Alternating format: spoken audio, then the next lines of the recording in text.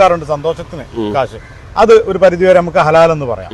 പക്ഷെ ഇതിന് ആവശ്യം വരുന്ന ഈ സാങ്കേതിക കാര്യങ്ങളുണ്ടല്ലോ, മയ്യത്ത് എംബാം ചെയ്യുക, അതൊക്കെ അതിൽ നിന്നും ഏതെങ്കിലും തരത്തിൽ നിങ്ങൾ കാശ് കൈപ്പറ്റിയിട്ടുണ്ടോ? നിങ്ങൾ അതിന്റെ സത്യം ജനങ്ങളോട് പറയണം. അത് അള്ളാഹുവിനെ സാക്ഷി നിർത്തി നിങ്ങൾ പറയണം. കാരണം ഇത് എല്ലാവർക്കും കാണാനുള്ളതാണ്, കേൾക്കാനുള്ളതാണ്.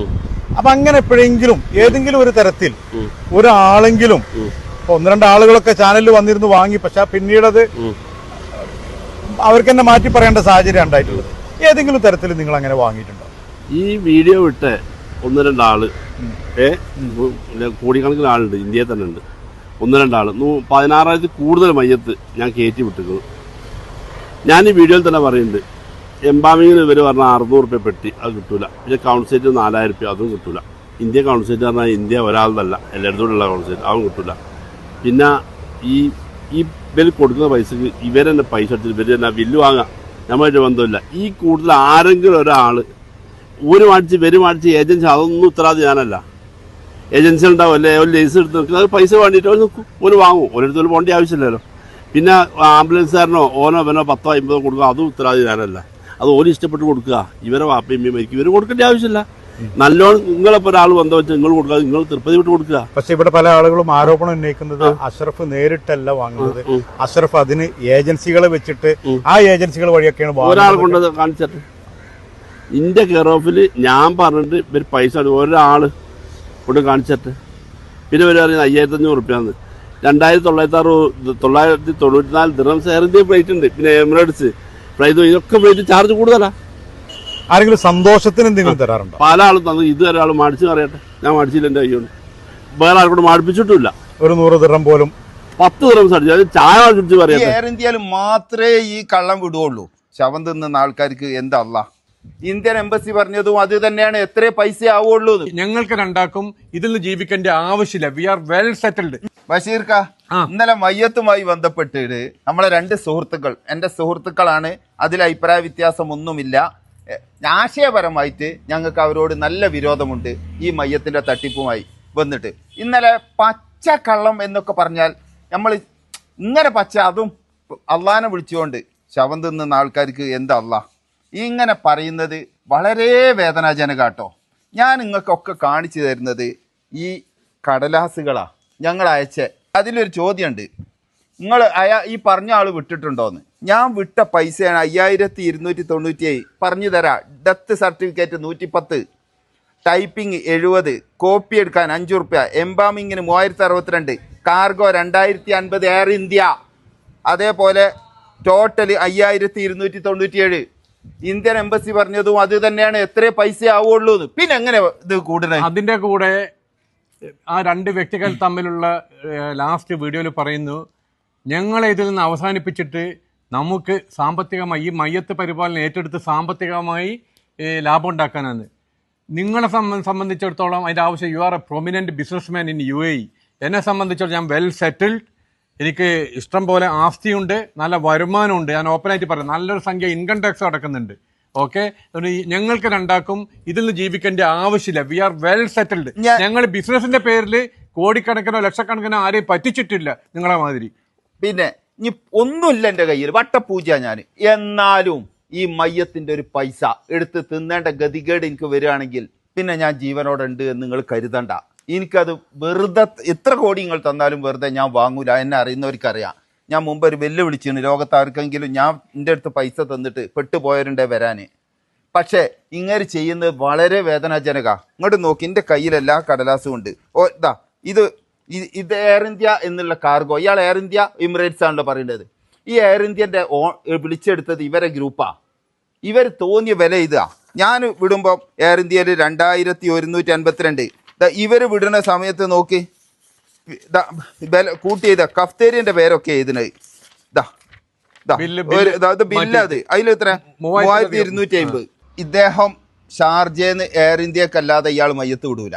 അതിൻ്റെ ആ ഷാർജയെന്നും ഈ ദുബായിൽ നിന്നൊക്കെ എയർ അറേബ്യകളുണ്ട്, പിന്നെ അതുപോലെ ഇൻഡിഗോ ഉണ്ട്, മറ്റു ഫ്ലൈറ്റുകൾ ഉണ്ട്. 1,800 പ്ലസ് 110 ടാക്സ്. ഇത് മാത്രമേ ഉള്ളൂ. 1,960 റുപ്യ ഉള്ളൂ. ഈ എയർ ഇന്ത്യയിൽ മാത്രമേ ഈ കള്ളം വിടുകയുള്ളൂ. ആദ്യം നിങ്ങളാവുന്ന നിർത്ത്. നിങ്ങൾ വിളിച്ചെടുത്ത ഈ സ്ഥാപനം ഒഴിവാക്കിയിട്ട് നിങ്ങൾ ഒന്ന് എയർ അറേബ്യയിൽ വിട്. ഈ കച്ചവടത്തിന്റെ ഒരു ഘടകം അത്. ആ കാർഗോ ഒന്നിച്ച് ടെൻഡർ അടിച്ചിട്ട് എയർ ഇന്ത്യ എക്സ്പ്രസിന്റെ കാർഗോ എടുക്കും, എന്നിട്ട് അതിൽ തന്നെ കയറ്റി വിടും. അപ്പൊ അതിന്റെ കമ്മീഷനും ലാഭം 1000 ദിർഹംസ് എക്സ്ട്രാ കിട്ടുന്നുണ്ട്. എയർ അറേബ്യ, ഫ്ലൈ, അങ്ങനെ പല വിമാന കമ്പനികൾ പറയുന്നുണ്ട്. അതിൽ 1000-1200 ദിർഹംസ് കുറവാ കാർഗോ ചാർജ്. അതിൽ അദ്ദേഹം അയക്കൂല. അയാൾക്ക് ഈ കച്ചവടം ഉഷാറാക്കിയിട്ട് ശമം തീനിക്കൊണ്ടിരിക്കണം.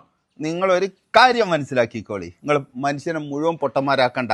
UAE എല്ലാവർക്കും അറിയാം നിങ്ങളൊരു പക്ക കള്ളനാണ് എന്നുള്ളത്. അതിൽ ഒരാൾക്കും സംശയമില്ല. അതുകൊണ്ടാണല്ലോ നാട്ടിൽ വന്നുകാട്ട് ഒരാളെയും കിട്ടുന്നില്ലല്ലോ. കാരണം എല്ലാ മാധ്യമ പ്രവർത്തകർക്കും അറിയാം. എല്ലാ പത്രങ്ങളിലും അറബി പത്രം, ഇംഗ്ലീഷ് പത്രം പുറത്ത് തട്ടിപ്പ് നടക്കുന്നുണ്ട് എന്ന് എഴുതിയിട്ടില്ലേ? അത് നിങ്ങളെ ഉദ്ദേശിച്ചിട്ടാ. നിങ്ങൾ കുറച്ച് ഗ്യാങ് ഉണ്ട് അവിടെ, ഒരു ദീപം മാത്രം ജീവിക്കുന്ന. പത്മഭൂഷന് വേണ്ടി 5-6 MPമാർ ലെറ്റർ സഹിതം കൊടുത്തു. നിങ്ങളുടെ ജീവിതത്തിന് പത്മഭൂഷൺ ഇല്ല. കിട്ടിയ സാധനം വരെ ചിലപ്പോൾ കേന്ദ്ര സർക്കാർ തിരിച്ചു വാങ്ങിക്കും. ഞങ്ങൾ എല്ലാ കേന്ദ്രങ്ങളിലും നിങ്ങളെ തട്ടിപ്പ് അറിയിച്ചിട്ടുണ്ട്. നാളെ വേറൊരു ലെറ്റർ പ്രധാനമന്ത്രിക്ക് പേരും ഫുൾ അഡ്രസ്സും നാട്ടിലെ അഡ്രസ്സൊക്കെ വെച്ചിട്ട് പ്രധാനമന്ത്രിയുടെ ഓഫീസിൽ ഡയറക്റ്റ് ആയിട്ട് കൊടുക്കുന്നുണ്ട്. ഡയറക്റ്റ് ആയിട്ട്. അത് ഇദ്ദേഹത്തിന്റെ സ്ഥാപനമാണ്. ഇയാൾ വേറെ ആളെ പേരിൽ എടുക്കുകയാണ്. കള്ള ബില്ല് എഴുതി കൊടുക്കും. അജ്മാനിൽ ഒരു ഗ്യാരേജ് നടത്തിയാൽ എന്ത് കിട്ടും? എനിക്കറിയാലോ, 36 കൊല്ലമായിട്ട് ജീവിക്കുന്ന ഒരു സ്ഥലം തന്നെയാണ് ഈ അജ്മാന്. നിങ്ങൾ പൈസ എടുത്തോ, എതിരില്ല, പക്ഷെ എടുക്കണ്ടെന്ന് പറയണം. എടുക്കാതെ നിങ്ങൾ ഈ അവാർഡുകളും മറ്റും വാങ്ങിക്കൂട്ടിയായിട്ട് EMI പിത്തന ചെയ്യല്. ഇന്ത്യൻ എംബസി എന്ന് പറഞ്ഞ പേപ്പറിൽ ഇത് തന്നെയാണ് എഴുതിയതാ. അതും എൻ്റെ കൈ ഞങ്ങൾക്ക് മെയിൽ വന്നിട്ടുണ്ട്. പിന്നെ ഒരു 700 അതാ ഇങ്ങോട്ട് നോക്കി, ഇതും വെറുതെ അല്ല, ഇതൊക്കെ ഇത് എംബസിന്ന് മെയിൽ ചെയ്ത അതാണ് ഇതിന്റെ റൈറ്റ്. ഈ റൈറ്റിൽ ഇവര് 8000 10,000 വാങ്ങാം. ഞാനൊരു കാര്യത്തിൽ ഇയാളെ വെല്ലുവിളിക്കാണ്. ഇയാള് ഈ അടുത്ത ആഴ്ച ഒരു 25 മയ്യത്ത്, വേറെ 1500 മയ്യത്തിലേക്കൊന്നും പോകണ്ട, 16,000-ലേക്കൊന്നും പോകണ്ട, ലാസ്റ്റ് മന്ത് അയച്ച ഒരു 10-20 മൃതശരീരങ്ങളുടെ ഡീറ്റെയിൽ അയക്കാൻ ഞാൻ ഇയാളെ കുടുംബസമേതം വെല്ലുവിളിക്കുന്നു. നിങ്ങൾ ഇതുപോലെ കടലാസ് നിങ്ങൾ എടുത്തു വെക്ക്, ഞാൻ ഇത്ര കൊടുത്തിട്ടുണ്ട്. നിങ്ങൾ ഈ തൊള്ളോണ്ട് ഒന്ന് പറയാതെ നിങ്ങൾ കറക്റ്റായിട്ട് ഇതുപോലെ എവിഡൻസ് കൊണ്ടുപോവാ. അല്ലാതെ മനുഷ്യരെ പറ്റിക്കല്ലേ. അത് പറ്റിച്ചു കഴിഞ്ഞാൽ നിങ്ങൾക്ക് പഠിച്ചവൻ്റെ ഒരു വിശ്വാസമില്ലെന്ന് എനിക്കറിയാം. ഇല്ലെങ്കിൽ അക്കോലത്തിൽ കളവ് അറിയില്ല. ഇപ്പം മക്കളെ നിങ്ങൾ ഇറക്കിയെന്ന് നിങ്ങൾ തന്നെ പറയുന്നതാ. നിങ്ങൾ ഇറക്കുമ്പോൾ നിങ്ങളിങ്ങനെ അവിടെയും പടി കേസ് കൊടുത്തിട്ടൊന്നും കാര്യമല്ല. നിങ്ങൾ ചെയ്യുന്നത് നിങ്ങൾ തന്നെ മനസ്സിലാക്കുന്നില്ല. ഞങ്ങൾക്ക് ഈ പൈസ പോയിട്ട് നിങ്ങൾ പറഞ്ഞല്ലോ ഞങ്ങൾ മാറ്റി ഞങ്ങളെ വിടാനില്ല. ഞങ്ങൾ വിട്ടത് 5,600 റുപ്യ ആയിട്ടുള്ളൂ. ഇപ്പോഴും വിടുന്നുണ്ട്. ആൾക്കാർ ചോദിക്കുമ്പോൾ ഞാൻ വേണ്ടത് ചെയ്തു കൊടുക്കുന്നുണ്ട്. നിങ്ങളൊരു പണിയും ചെയ്യുന്നില്ല. നിങ്ങൾ എംബാമിങ് സെന്ററിൽ വന്നിട്ട് മയ്യത്ത് നിസ്കരിക്കണതിന് പൈസ കൊടുക്കുക. ഇപ്പം അതിന്റെ 300 അതിന്റെ പകുതി നിങ്ങൾ വാങ്ങിപ്പോരാണ്.